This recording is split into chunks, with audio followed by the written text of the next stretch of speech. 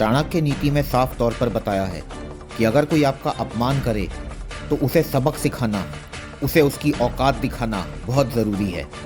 आचार्य चाणक्य ने इसे 3 भागों में बांटा है।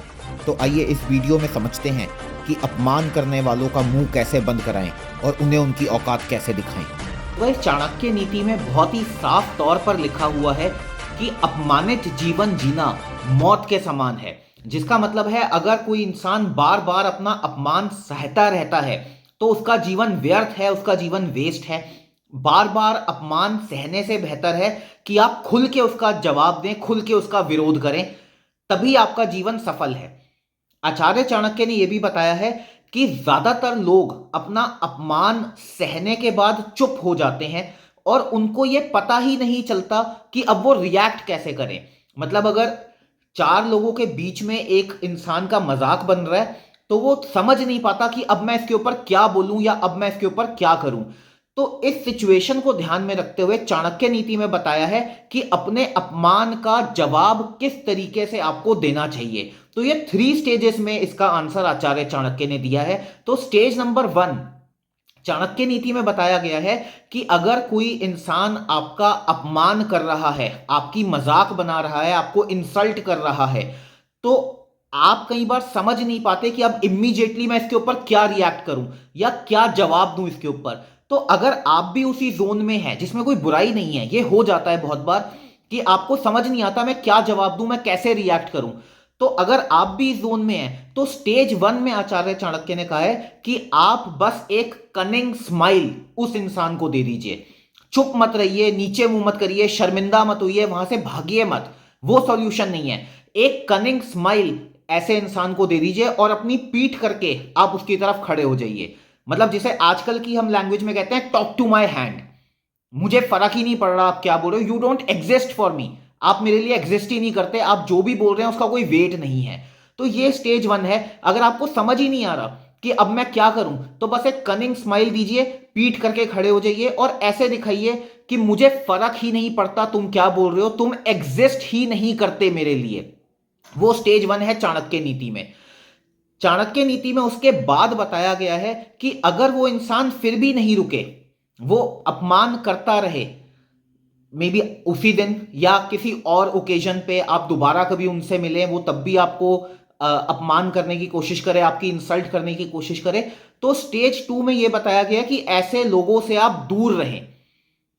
क्योंकि आचार्य चाणक्य ये मानते थे कि इतना ज्यादा किसी से फेस टू फेस लड़ाई करने की जरूरत नहीं होती है, आपको जो भी जवाब देना है वो आप अपने एक्शन से दे सकते हैं। तो चाणक्य नीति में बहुत ही साफ तौर पर लिखा है कि दुष्टों का त्याग करें। तो ऐसे लोगों को दुष्टों की कैटेगरी में रखा गया है और आचार्य चाणक्य ने बताया कि ऐसे लोगों से आप दूर रहें, क्योंकि ऐसे लोगों को उनके कर्म ही जवाब देते हैं। तो वो आज अगर आपकी इंसल्ट कर रहे हैं तो आप उनसे दूर रहिए, दूरी बनाइए, इनसे मिलिए भी मत, इनसे बात भी मत करिए, उनके कर्म ही उनको जवाब देंगे। परंतु इसके साथ आचार्य चाणक्य ने यह भी बताया है कि अपमान एक बार हो तो सह जाना, पर बार बार हो तो उसको सहने की जरूरत नहीं है, फिर मुंह तोड़ जवाब देना जरूरी है। वहां पे आता है स्टेज 3, जहां पे आचार्य चाणक्य ने बताया कि अगर ऐसे लोग आपके पीछे ही पड़ जाएं और वो बिल्कुल बार बार आपको अपमानित करने पे उतारू हो जाएं, तो ऐसे लोगों को उन्हीं की भाषा में जवाब देना जरूरी है। उन्हीं की भाषा में जवाब देना जरूरी है। इसका मतलब हुआ कि अगर वो आपको हंस हंस के सबके सामने इंसल्ट कर रहे हैं या आपकी एक वीक बात उन्होंने पकड़ ली, एक ट्रिगर पॉइंट पकड़ लिया और उस ट्रिगर पॉइंट को लेके बार बार आपका मजाक बनाते जा रहे हैं, तो आप भी हंस हंस के उनकी मजाक बनाइए। आप भी उनको यही बात बोलिए कि इसके अलावा और कोई टॉपिक ही नहीं है उनके पास, मैं ही आपके लिए इंपॉर्टेंट क्यों हूं, आपकी लाइफ क्या बस मेरे ही आसपास रिवॉल्व होती है कि घूम फिर के आप मेरी तरफ ही आते हैं। हंस हंस के आप ये बात बोलिए, मीठी छुरी बनिए। और अगर ऐसे लोग आपसे गलत भाषा का प्रयोग करते हैं, एब्यूजिव लैंग्वेज यूज करते हैं, तो आप भी उसी लैंग्वेज को यूज करके उनको जवाब दीजिए। क्योंकि इस तरीके के लोगों को सुधारना बहुत जरूरी है, वरना वो आपको लाइफ में हमेशा परेशान करते रहेंगे। और जब इंसान बार बार अपमान को सहता रहता है तो कहीं ना कहीं वो बातें उसके दिल में बस जाती हैं और वो डीमोटिवेट होने लगता है।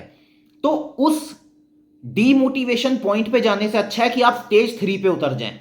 अगर एब्यूजिव लैंग्वेज यूज हो रही है तो वो करना भी गलत नहीं है आपके लिए, क्योंकि ऐसे लोगों को उनकी लैंग्वेज में ही जवाब देना आपके लिए इंपॉर्टेंट है, तभी वो पीछे होंगे।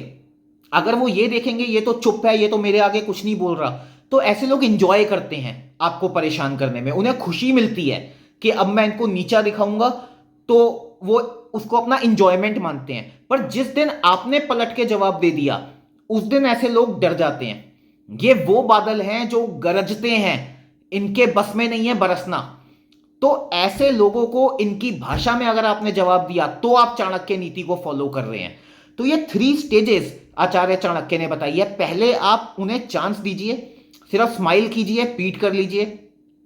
दूसरी बार दोबारा वो आपको कहीं पे दिख जाए तो बिल्कुल इग्नोर करें, हाय हेलो भी ना करें, बिकॉज दुष्टों का त्याग करना जरूरी है। मगर वो फिर भी आपके पास आ जाए, फिर पास आके मजाक बनाने लग जाए, तो स्टेज 3 है, उन्हीं की भाषा को लीजिए और उनके ऊपर ही मार दीजिए, फिर वो दोबारा आपके पास नहीं आएंगे। तो अपमान को सहते रहना मौत के समान है, इस बात को हमेशा याद रखिएगा। आपका आत्मसम्मान आपके हाथ में है। अगर आप अपने सेल्फ रिस्पेक्ट की रक्षा करेंगे तो ही आप एक हैप्पी लाइफ जी पाएंगे। तो आई होप आचार्य चाणक्य की ये सीख आप जरूर अपनी लाइफ में इंप्लीमेंट करेंगे। चाणक्य नीति की और वीडियो के लिए चैनल को सब्सक्राइब कर लीजिए। Thank you so much guys, take care of your health.